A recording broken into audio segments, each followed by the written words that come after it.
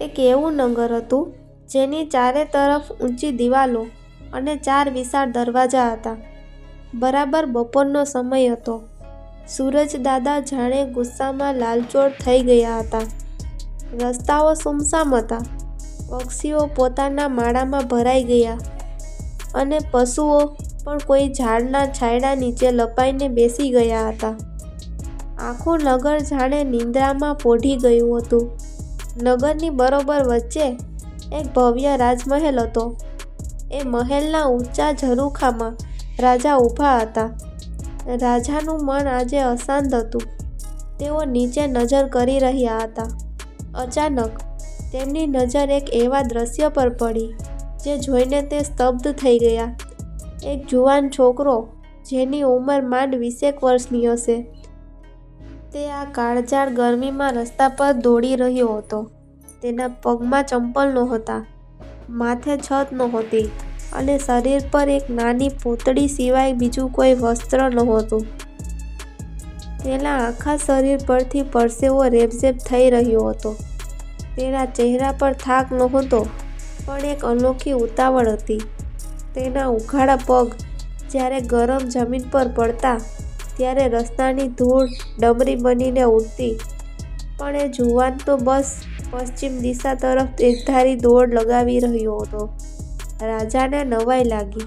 તેમને થયું, આ આખા નગરમાં એક પક્ષી પણ બહાર નથી નીકળતું, તો આ જુવાનને એવી તે શું પડી છે કે તે પોતાના પગ બાળીને આમ દોડી રહ્યો છે? રાજાના મનમાં જિજ્ઞાસા જાગી. તેમણે તરત જ પોતાના સિપાઈને બોલાવ્યો અને આદેશ આપ્યો, જા સિપાઈ, પેલા દોડતા જુવાનને પકડી લાવ. મારે જાણવું છે કે તેની આટલી ઉતાવળ પાછળનું કારણ શું છે. સિપાઈ તો રાજાનો હુકમ માનીને દોડ્યો. તેણે દૂરથી બૂમ પાડી, એ છોકરા, ઊભો રહી જા, તને રાજા બોલાવે છે. જુવાન થંભી ગયો. તેના શ્વાસ ફૂલેલા હતા. તેણે નવાઈ પામીને કહ્યું, સાહેબ, તમારી કંઈક ભૂલ થતી લાગે છે. મારા જેવા ગરીબ જુવાનને રાજા શું કામ બોલાવે? મારે તો બહુ મોડું થાય છે, મારે જવું જ પડશે. સિપાઈ ગુસ્સે થયો, રાજાનો હુકમ છે, ચાલ અત્યારે ને અત્યારે. જુવાને કરગરતા અવાજે કહ્યું, ભાઈ, મારે ખૂબ જ અગત્યનું કામ બગડી જશે. પણ સિપાઈએ તેની એક ન સાંભળી અને તેનો હાથ પકડીને મહેલ તરફ ખેંચવા લાગ્યો. લાચાર જુવાન મહેલ તરફ ડગલા માંડવા લાગ્યો, પણ તેની નજર વારંવાર પશ્ચિમના દરવાજા તરફ જ જતી હતી. જાણે ત્યાં તેની કોઈ ખૂબ જ કિંમતી વસ્તુ ખોવાઈ ગઈ હોય. રાજા ઝરૂખામાં ઊભા રહીને આ બધું જોઈ રહ્યા હતા. તેમની આંખોમાં કુતૂહલ હતું અને હૃદયમાં એક અજીબ બેચેની. સિપાઈ પેલા જુવાનને ખેંચીને રાજમહેલના ભવ્ય દરબારમાં લઈ આવ્યો. આલીશાન મહેલ, ઠંડક આપતા પંખા અને રેશમી પડદાઓ વચ્ચે પેલો જુવાન સાવ સામાન્ય લાગતો હતો. તેનું શરીર પરસેવે નાહી રહ્યું હતું અને ગરમ જમીન પર ચાલવાને કારણે તેના પગના તળિયા લાલચોળ થઈ ગયા હતા. રાજા ઝરૂખામાંથી નીચે આવ્યા અને પેલા જુવાનની સામે ઊભા રહ્યા. રાજાએ તેની આંખોમાં જોયું. ત્યાં કોઈ ડર નહોતો, પણ એક પ્રકારની તડપ હતી. રાજાએ પૂછ્યું, જુવાન, તું અત્યારે આ તાપમાં પાગલની જેમ કેમ દોડતો હતો? શું તને તાપ નથી લાગતો? શું તારા પગ નથી દાઝતા?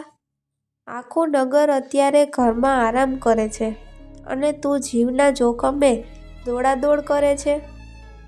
જુવાને નીચે જોઈને ધીમેથી કહ્યું, મહારાજ, તાપ તો બહુ છે અને પગ પણ દાઝે છે, પણ મને એની ખબર રાખવાનો વખત જ ક્યાં છે. મારે તો બહુ મોટું ધન લેવા જવાનું છે. જો મોડું થઈ જશે તો બધું વેરવિખેર થઈ જશે. ધન શબ્દ સાંભળતા જ રાજાને આશ્ચર્ય થયું. તેમણે ધાર્યું કે કદાચ આ છોકરાને ક્યાંક સોનાની મહોરો કે હીરા ઝવેરાત સતાડ્યા હશે.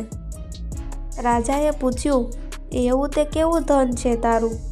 શું તે જમીનમાં દાટ્યું છે કે પછી કોઈ સગાને ત્યાં મૂક્યું છે? જુવાને હસીને જવાબ આપ્યો, ના મહારાજ, મારે તો ઘર પણ નથી અને કોઈ સગું વહાલું પણ નથી. મારું ધન તો તમારા કિલ્લાના પશ્ચિમ દરવાજાની ભીતમાં મેં સાચવીને રાખ્યું છે, એટલે જ હું ત્યાં દોડતો જતો હતો. રાજાની જિજ્ઞાસા વધી ગઈ. તેમણે પૂછ્યું, કેટલું સોનું છે? કેટલી મહોરો છે? જુવાને ગર્વથી માથું ઊંચું કર્યું અને કહ્યું, મહારાજ, એ સોનું નથી, પણ સોનાથી એ વધારે છે. એ આખે આખો એક તાંબાનો ઢબ્બુ, એક જૂનો સિક્કો છે. રાજા સ્તબ્ધ થઈ ગયા. એક તાંબાના સિક્કા માટે આ જુવાન આટલા તાપમાં લોહીનું પાણી કરી રહ્યો હતો. રાજા ખડખડાટ હસી પડ્યા અને બોલ્યા, અરે પાગલ છોકરા, માત્ર એક તાંબાના ઢબ્બુ માટે તું આટલો જીવ બાળે છે? હું તને એક ઢબ્બુ અહીંથી જ આપી દઉં છું. તું ત્યાં તાપમાં દોડવાનું છોડી દે.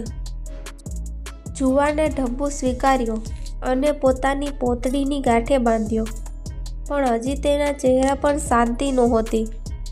તેણે કહ્યું, મહારાજ, તમારો આભાર, પણ મારે તો હજી પશ્ચિમના દરવાજે જવું જ પડશે, કારણ કે ત્યાં જે ઢબ્બુ પડ્યો છે એ માત્ર સિક્કો નથી, એ મારા દિવસોના શ્રમની કમાણી છે.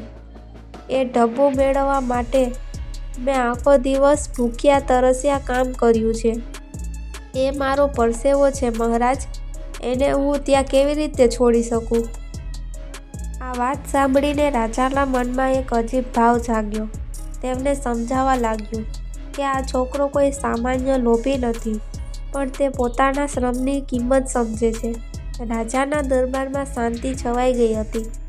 રાજા પેલા જુવાનની સામે જોઈ રહ્યા હતા. તેમને નવાઈ લાગતી હતી કે જે માણસ પાસે અત્યારે એક પાવલી પણ નહોતી, તે એક તાંબાના સિક્કા પાછળ આટલો પાગલ કેમ છે? રાજાએ હસીને કહ્યું, જો ભાઈ, તું બહુ જિદ્દી લાગે છે. લે, હું તને આખે આખી એક પાવલી આપું છું. એક પાવલી એટલે 8 તાંબાના ઢબ્બુ. હવે તો તારું મન ધરાયું ને? હવે પેલો એક ઢબ્બુ લેવા તાપમાં દોડવાની જરૂર નથી. તારી પાસે તો હવે 9 ઢબ્બુ થઈ ગયા. જુવાને હરખાઈને પાવલી લીધી અને પોતાની પોતડીની ઓટીમાં સુરક્ષિત બાંધી દીધી. તેના ચહેરા પર સ્મિત આવ્યું, પણ તેના પગ હજી પણ પશ્ચિમ દિશા તરફ જવા માટે થનગનતા હતા. તેણે વિનંતી કરી, મહારાજ, આપ બહુ દયાળુ છો. આપે મને આટલું આપ્યું, પણ હવે મને રજા આપો. મારે જલ્દી પશ્ચિમના દરવાજે પહોંચવું પડશે, નહીંતર સાંજ પડી જશે. રાજા અકળાયા. તેમણે પૂછ્યું, અરે મૂરખ, મેં તને 8 ગણું ધન આપ્યું, છતાં તારું મન પેલા એક સામાન્ય સિક્કામાં કેમ અટકેલું છે? એવો તો તે ઢબ્બુમાં શું જાદુ છે? જુવાનની આંખમાં જળજળિયા આવી ગયા. તેણે ખૂબ જ મીઠાશથી કહ્યું, મહારાજ, તમે આપેલું ધન તમારું ઇનામ છે, પણ પેલો ઢબ્બુ મારો હક છે. એ ઢબ્બુ ભેગું કરવા માટે મેં કાળી મજૂરી કરી છે. મેં માથાનો પરસેવો પગે ઉતાર્યો છે, ત્યારે એ સિક્કો ભેગો થયો છે. આજે મારી વરસગાંઠ છે મહારાજ, અને મારા જેવી જ મહેનત મારી સ્ત્રીએ પણ કરી છે. તેણે પણ આખો દિવસ કામ કરીને એક ઢબ્બુ બચાવ્યો છે, અને તે પૂર્વના દરવાજે મારી રાહ જોઈ રહી છે. અમે બંનેએ નક્કી કર્યું હતું કે અમે અમારા શ્રમની કમાણીના 2 ઢબ્બુ ભેગા કરીશું, અને આજે ધામધૂમથી મારી વરસગાંઠ ઉજવીશું. જો હું મારો ઢબ્બુ લેવા નહીં જાઉં તો મારી પત્નીનો શ્રમ પણ એળે જશે. મહેનતનો એક સિક્કો મફતના 100 સિક્કા કરતાં વધારે મીઠો હોય છે મહારાજ. આ સાંભળી રાજાનું હૃદય દ્રવી ઉઠ્યું, પણ તેમને આ જુવાનની નિષ્ઠાની હજી વધુ પરીક્ષા લેવી હતી.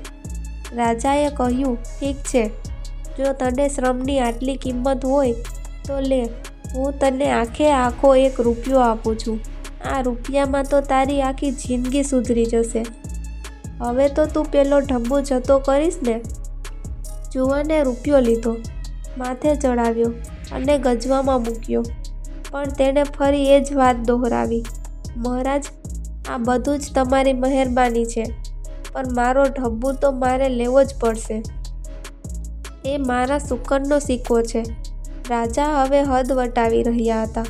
એમને જોવું હતું કે આ જુવાન ક્યાં જઈને અટકે છે. તેમણે છેલ્લો દાવ ખેલ્યો અને પોતાની આંગળીમાંથી એક કિંમતી સોના મોહર કાઢીને આપી. લે, આ સોના મોહર, આનાથી તું આખું ઘર વસાવી શકીશ. હવે તો સીધો પૂરવના દરવાજે તારી પત્ની પાસે જઈશ ને.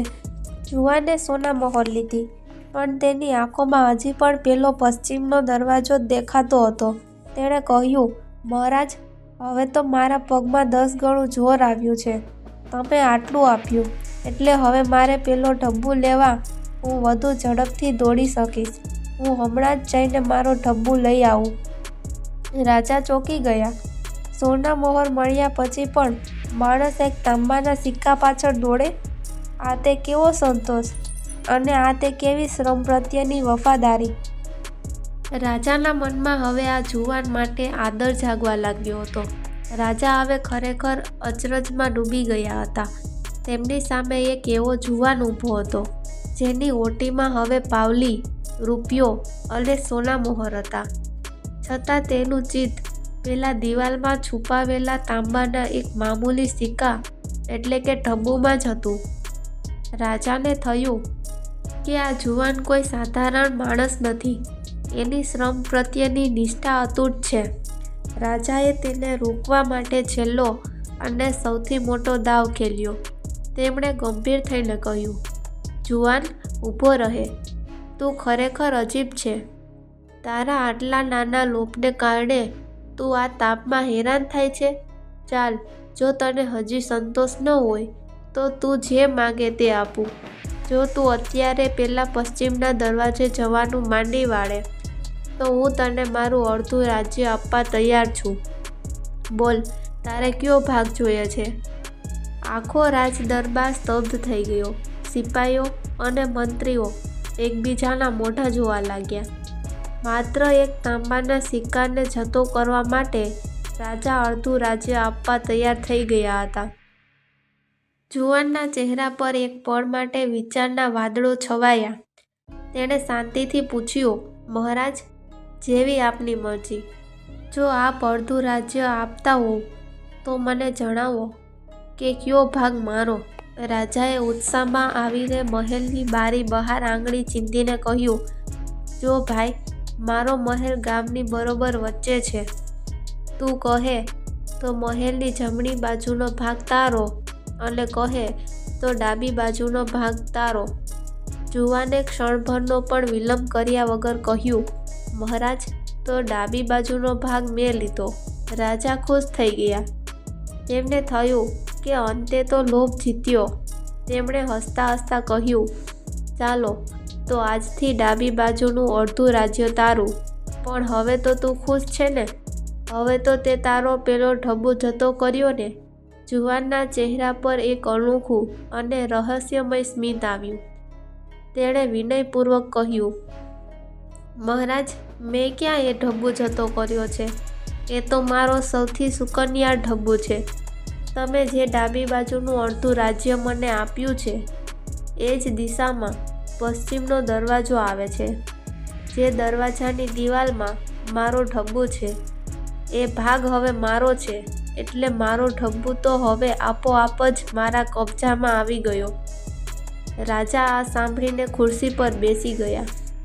જુવાને આગળ કહ્યું, મહારાજ, એ ઢબ્બુ મારી ખરી કમાણીનો છે. મારા પરસેવાનું ફળ છે. એ એક નાના ઢબ્બુને કારણે જ આજે મને અડધું રાજ્ય મળ્યું છે. તો એ ઢબ્બુની કિંમત તો મારા માટે અડધા રાજ્ય કરતાં પણ વધારે કહેવાય ને. મારા માટે તો એ ઢબ્બુ જ સર્વસ્વ છે.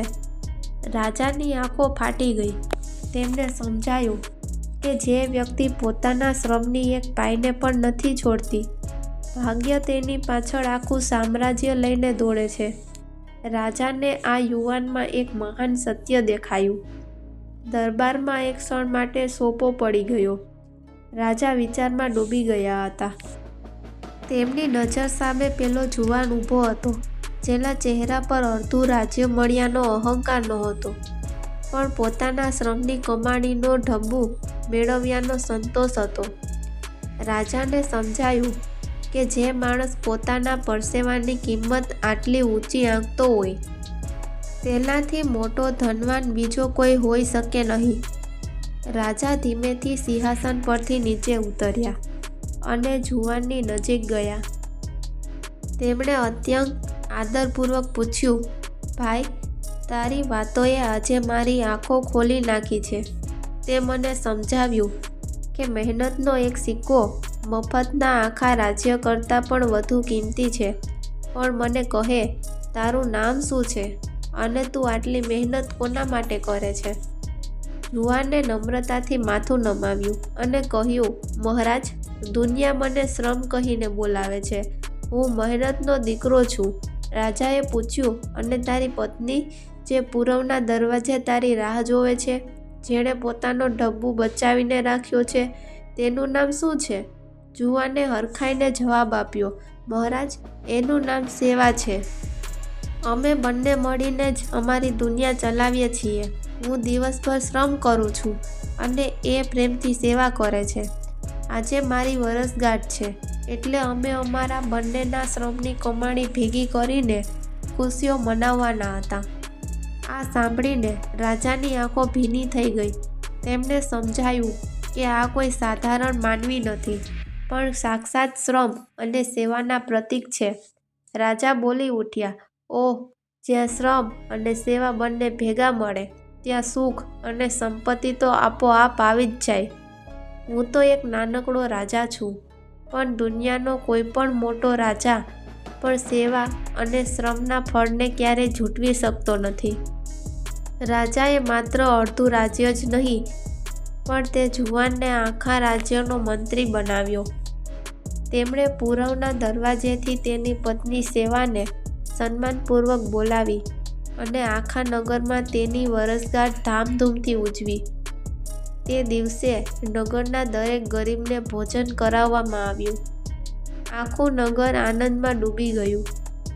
રાજાએ તે દિવસે એક નવો કાયદો બનાવ્યો કે તેમના રાજ્યમાં કોઈ પણ મહેનતુ માણસનો પરસેવો સુકાય તે પહેલાં તેને તેની કમાણી મળી જવી જોઈએ. પેલો જુવાન આજે પણ પશ્ચિમના દરવાજેથી પોતાનો ઢબ્બુ લઈને આવ્યો અને તેણે એ ઢબ્બુ રાજાને ભેટમાં આપ્યો.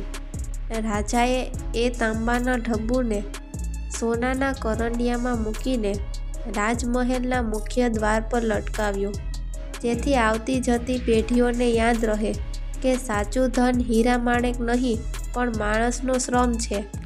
આ વાર્તા આપણને શીખવે છે કે પોતાના લોહી અને પરસેવાથી મેળવેલી મહેનતની એક પાય પણ મફતમાં મળેલા લાખો રૂપિયા કરતાં વધારે કિંમતી અને પવિત્ર હોય છે. જે દેશ કે રાજ્યમાં શ્રમ અને સેવાનો આદર થાય છે, ત્યાં હંમેશા સુખ અને શાંતિનો વાસ રહે છે.